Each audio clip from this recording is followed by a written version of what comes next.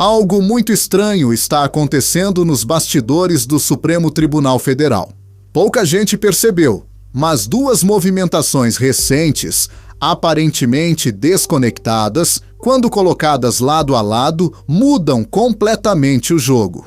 De um lado, a possível delação de um banqueiro bilionário que conhece os corredores do poder. Do outro, a chance concreta de um ministro do STF sair da relatoria, justamente do caso mais sensível envolvendo esse mesmo banqueiro. E quando essas duas peças se encaixam, o silêncio começa a falar mais alto do que qualquer manchete. O que muita gente esperava era simples: um grande escândalo financeiro vindo à tona, uma investigação robusta e, quem sabe, revelações capazes de atingir gente muito poderosa em Brasília. A expectativa criada, inclusive nas redes sociais, era de que a possível delação de Daniel Vorcaro, dono do Banco Master, pudesse expor relações perigosas, inclusive envolvendo ministros do Supremo Tribunal Federal. Mas o que está acontecendo na prática vai numa direção bem diferente. Em vez de avanço, surgem sinais claros de contenção. Em vez de transparência, movimentos silenciosos. E em vez de risco para o sistema, começa a se desenhar um cenário de autoproteção institucional. Vamos aos fatos, sem histeria, mas também sem ingenuidade. Daniel Vorcaro, controlador do Banco Master, passou a ser alvo de investigações pesadas. A Polícia Federal avançou, celulares foram apreendidos, documentos recolhidos. E rapidamente surgiu a informação de que ele estaria negociando uma delação premiada. A pergunta óbvia veio na sequência: o que exatamente Vorcaro sabe? Porque ele não é um empresário comum. Ele transitou em ambientes onde decisões bilionárias e políticas se misturam, e seu nome aparece conectado, direta ou indiretamente, a figuras centrais do poder. No caso do ministro Alexandre de Moraes, surgiram informações graves. Contratos milionários envolvendo o Banco Master e o escritório de advocacia da esposa do ministro. Valores fora de qualquer padrão de mercado. Contato direto entre Moraes e Vorcaro, inclusive registros em celulares e encontros sociais. E, segundo revelações da imprensa, tentativas de pressão sobre o Banco Central para facilitar operações que beneficiariam o banco de Vorcaro. No caso de Dias Toffoli, a situação é ainda mais sensível. Relações comerciais envolvendo familiares do ministro. Negociações milionárias por meio de fundos ligados ao Banco Master. Compra de participação em resort pertencente à família de Toffoli. Tudo isso orbitando o mesmo núcleo financeiro que agora está sob investigação criminal. Aqui entra o ponto que a grande mídia evita aprofundar. Não basta saber se Vorcaro pode delatar.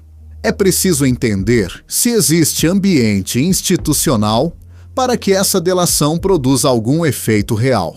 E a história recente do Brasil mostra que não. Durante a Lava Jato, todos que ousaram mencionar ministros do Supremo em delações sofreram consequências severas. O caso mais emblemático é o de Sérgio Cabral. O ex-governador confessou crimes, apresentou provas e citou diretamente Dias Toffoli, relatando pagamentos milionários para interferência em decisões judiciais. O resultado? O próprio Supremo, por maioria apertada, anulou o trecho da delação que envolvia Toffoli. Com o detalhe simbólico e revelador, o próprio Toffoli votou para enterrar a acusação contra si mesmo.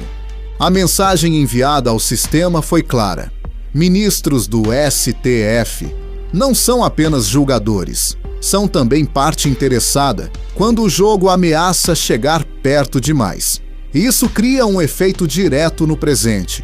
Qual advogado, em sã consciência, permitiria hoje que seu cliente assinasse uma delação citando ministros do Supremo, sabendo exatamente o que acontece depois? Não por acaso, A defesa de Vorcaro é liderada por nomes centrais da chamada Frente Anti-Lava Jato.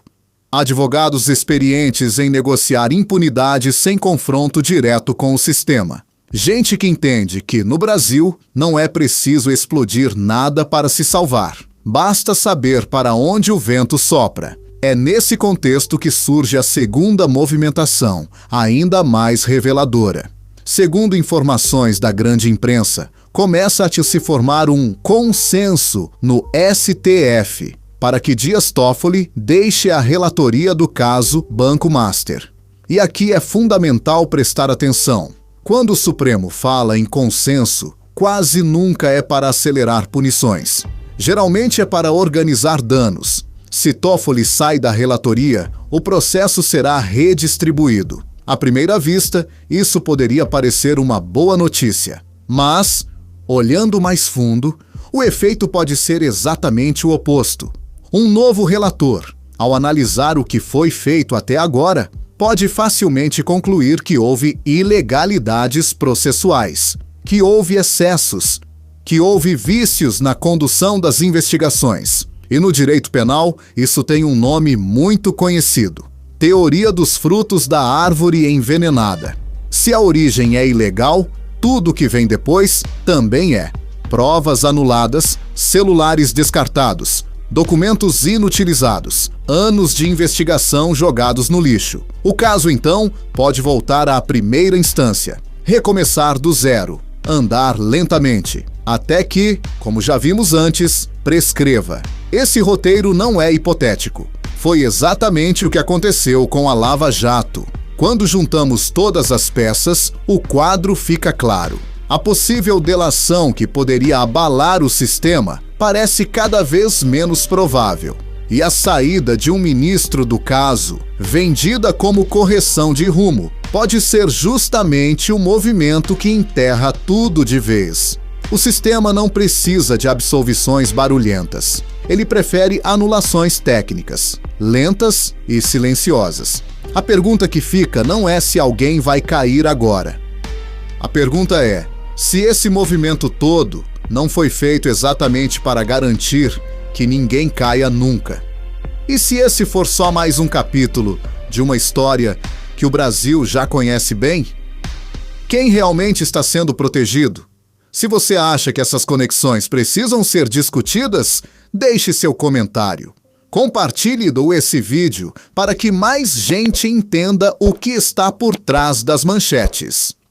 Aqui, no Bastidores da Política, a verdade tem vez e voz.